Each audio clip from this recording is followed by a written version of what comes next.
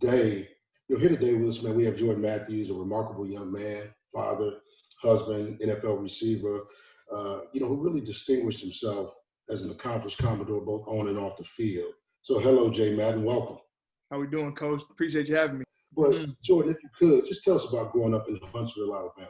Yeah, man. Well, I think a lot of people know more about Huntsville now. I think the biggest thing that people knew about it before was just the Space and Rocket Center. They knew NASA was here. So if your kid went to space camp, that's the only time you was going to be here. So I used to tell people, hey, I think I've been to Huntsville. I was like, nah, you's probably lost or at space camp. That's the only way you came down here.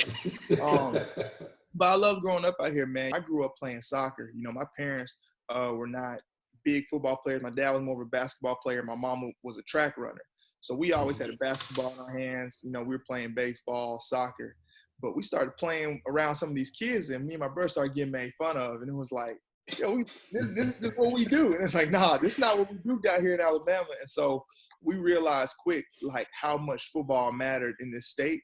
And like I said, Division I college football, that was not something we talked about. My parents went to Jackson State University. You know, they were about education. They were about, starting a family. And they were about being an upstanding person in the community. That was it. You could do those things, then you mattered. So playing in the NFL, all those are the things we talked about. Going to Division I, those weren't things. Well, talk to me a little bit about the individuals, maybe family, maybe others, who really inspired you on your journey as a young athlete, man, just trying to make your way.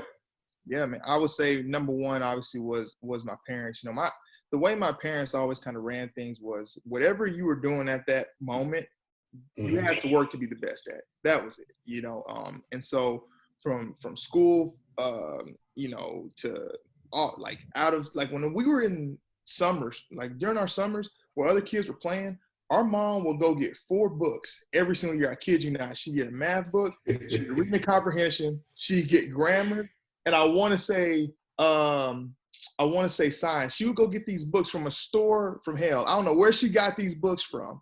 And it would be for the next grade. So we were in 4th grade, she would get the 5th grade books, and we would have to do those books before going outside and playing. I mean, it was just constant. It was constant, just how are we going to get better every single day? So I got used to saying, you know what, I'm going to wake up early just so I can get this work done so then I can go play.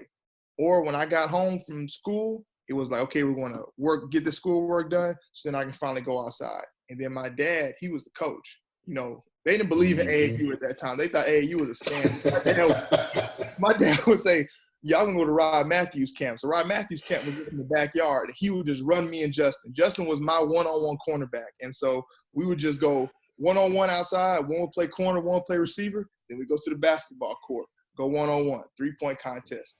And we just got better with that small nucleus of people. But I know every time we set our mind to something, they were like, you better go be the best at it. And obviously being related to Jerry Rice, now growing up, it wasn't like I was so close to him where I could just talk to him. But to know that that type of person was in your family. So he came kind of from the same foundation that you came from.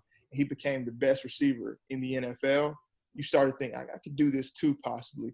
And so I would say definitely those core people probably were the ones that definitely motivated me early on. Vanderbilt.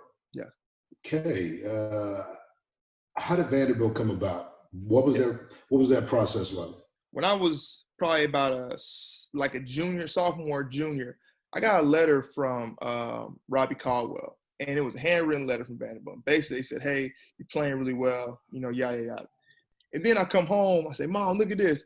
And I love my mom. I know she believes in me, but I know that she felt like she'd seen a lot of kids get on that wild goose chase of thinking they were going to Division I, and then they stopped studying and then derailed their future. Like, Jordan, worry about your school. Because we don't know those coaches, and if they really want you, they'll keep coming after you. And so we disregard that stuff. I mean, I didn't go on one single visit as a sophomore, junior, any of that. But we still remember Vanderbilt because we knew that was a really good school. And like I said, education was really big for us. I would say my fortunes changed once I went to camps, and that's why I really appreciate, the coaches, like the guys like at the Vanderbilt that are willing to say, hey, we're going to bring guys in and we're actually going to say, okay, let's evaluate guys at this camp. and see if somebody can help us. Because most of the time, I think a lot of these coaches already know, okay, we're going to take this guy. But the hard part, the gritty work, is going and finding guys like me who nobody else has heard of. He's not on Rivals.com. He's not on Scout. Coach, none. I ain't have Alabama A&M can offer me, Jacksonville State. And then I got a call on Christmas Eve. They said Bradley Roby had decommitted. He was going to Ohio State. And they called me and said, hey, Jordan, we got one more offer, and it's yours. So that's my only offer, Coach. I got this whole portfolio about this big. My mom's got stuff I did from like first, second grade, certificates I've gotten. I mean, two of them, mine and Justin's. And I have one scholarship offer there, one in Vanderbilt. That's it. And that's all it took. But for me, it was the best of both worlds, you know, and in an amazing city. You know, I think for me, it's effortless for me to talk to people about everything Vanderbilt has to offer because I believe in it. I believe in it so much that it's almost at the point now where I can tell you, but it's just like, if you don't believe me, it's like, it's your loss. You know what I'm saying? There's no doubt. You know what I'm saying? It's like when you go into the date girl, you know you a good dude. It's like, look, if you don't want to, that's on you. You know, I'm telling you the truth. You know, and so that's kind of how Vanderbilt was to me, man. I just fell in love with it. You know, coming back as a senior was absolute no-brainer. I love being there. My closest friends, I met my wife there. You know, I can't say enough about it. Man, there are some tall tales, some lumberjack stories about Jordan Matthews and the work ethic, man. You know, talk about where that drive comes from a little bit. I mean, I know you sort of talk to it a little bit, but be a little more on that. When I got to high school, I've always said the best things I always had were I had a couple people that would tell me the truth.